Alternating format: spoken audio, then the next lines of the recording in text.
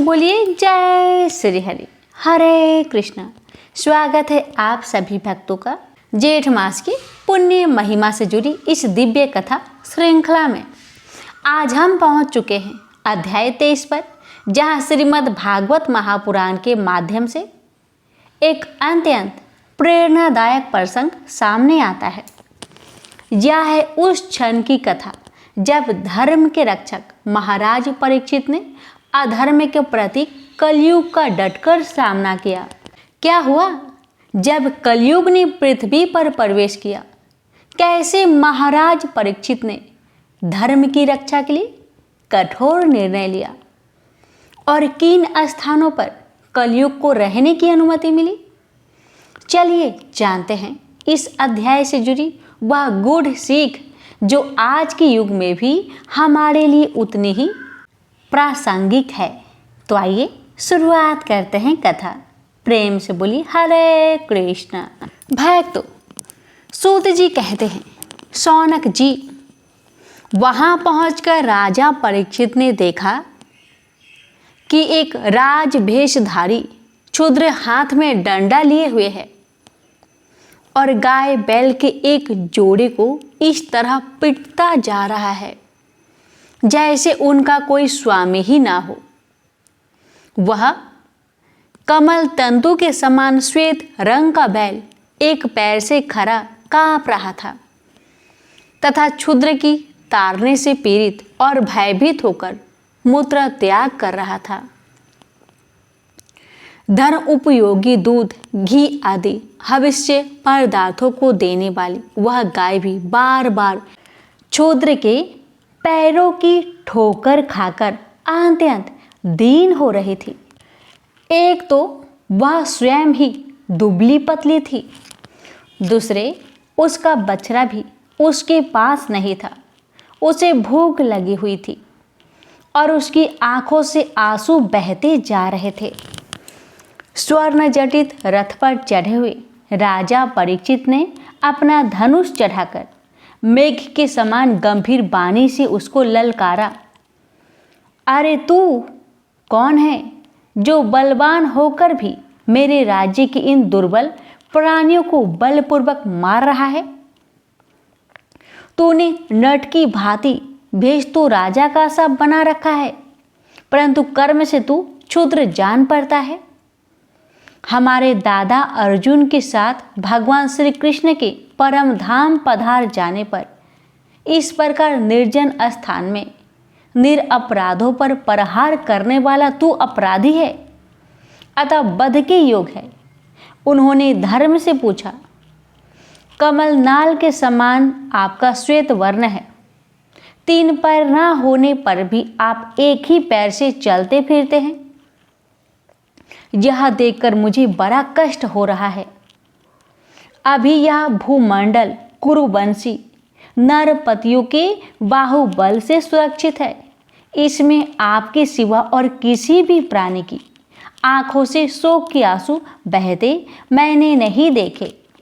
धेनु पुत्र, अब आप शोक ना करें, इस क्षुद्र से निर्भय हो जाए।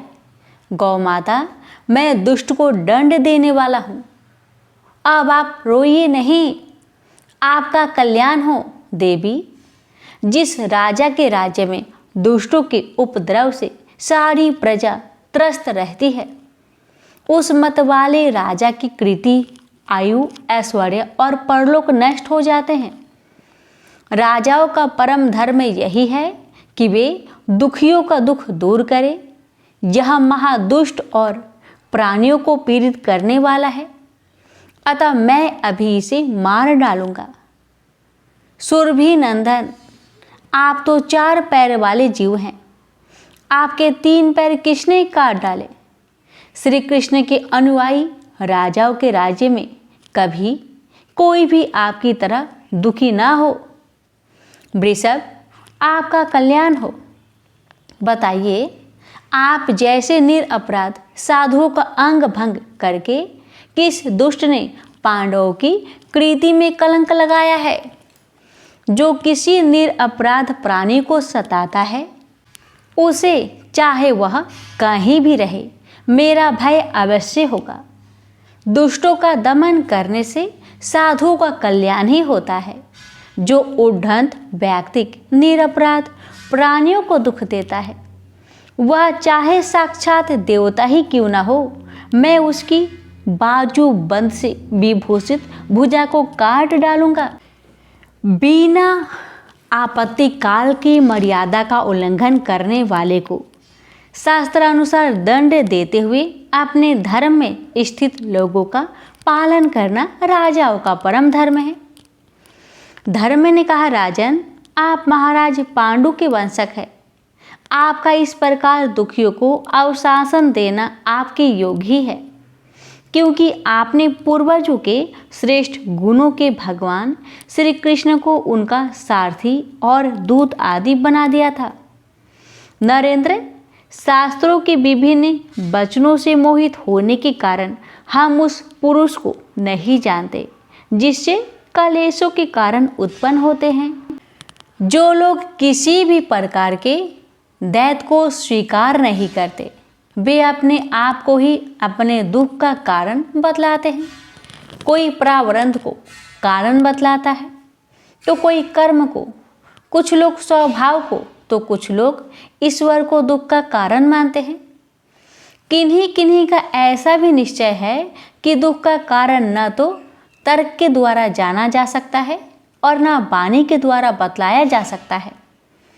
राजश्री, अब इनमें कौन सा मत ठीक है, या आप अपनी बुद्धि से ही विचार लीजिए। सूत जी कहते हैं, ऋषि श्रेष्ठ शौनक जी, धर्म का यह प्रवचन सुनकर सम्राट परीक्षित बहुत प्रसन्न हुए। उनका खेद मिट गया। उन्होंने शांतिचित होकर उनसे कहा, धर्म का टट्टुआ जानने वाले वृषभदेव, आप धर्म का उपदेश कर रहे हैं। अवश्य ही आप वृषभ के रूप में स्वयं धर्म है। आपने अपने को दुख देने वाले का नाम इसलिए नहीं बताया है, अधर्म करने वाले को जो नरक आदि प्राप्त होते हैं वे ही चुगली करने वाले को भी मिलते हैं, अथवा यही सिद्धांत निश्चय है कि प्राणियों के मन और वाणी से परमेश्वर की माया के स्वरूप का निरूपण नहीं किया जा सकता। धर्मदेव, सतयुग में आपके 4 चरण थे, तप, पवित्रता, दया और सत्य। इस समय अधर के अंश गर्भ, आसक्ति और मद से 3 चरण नष्ट हो चुके हैं। अब आपका 4था चरण केवल सत्य ही बचा रहा है। उसी के बल पर आप जी रहे हैं। असत्य से पुष्ट हुआ यह अधर्म रूप कलयुग उसी भी ग्रास कर लेना चाहता है। ये गौ माता साक्षात पृथ्वी है। भगवान ने इनका भारी बोझ उतार दिया था और ये उनके राशि राशि सौंदर्य बिखरने वाली चरण चिन्हों से सर्वत्र उत्सवमयी हो गई थी। अब ये उनसे बिछुड़ गई है। वे साध्वी अभागिन के समान नेत्रों में जल भरकर यह चिंता कर रही है कि अब राजा का स्वयं बनाकर ब्राह्मण द्रोही क्षुद्र मुझे भोगेंगे। महारथी परीक्षित ने इस प्रकार धर्म और पृथ्वी को सत्वाना दी। फिर उन्होंने अधर्म के कारण रूप कलयुग को मारने के लिए तीक्ष्ण तलवार उठाई। कलयुग तार गया कि ये तो अब मुझे मार ही डालना चाहता है, अतः झटपट उसने अपनी राज चिन्ह उतार डाले और भय विहल होकर उनके चरणों में अपना सिर रख दिया। परीक्षित बड़े यशस्वी, दीन वत्सल और शरणागत रक्षक थे। उन्होंने जब कलयुग को अपने पैरों पर पड़े देखा तो कृपा करके उसको मारा नहीं, अपितु हंसते हुए से उससे कहा। परीक्षित बोले, जब तू हाथ जोड़कर शरण आ गया तब अर्जुन के यशस्वी वंश में उत्पन्न हुए किसी भी वीर से तुझे कोई भय नहीं है, परंतु तू अधर्म का सहायक है, इसलिए तुझे मेरे राज्य में बिल्कुल नहीं रहना चाहिए।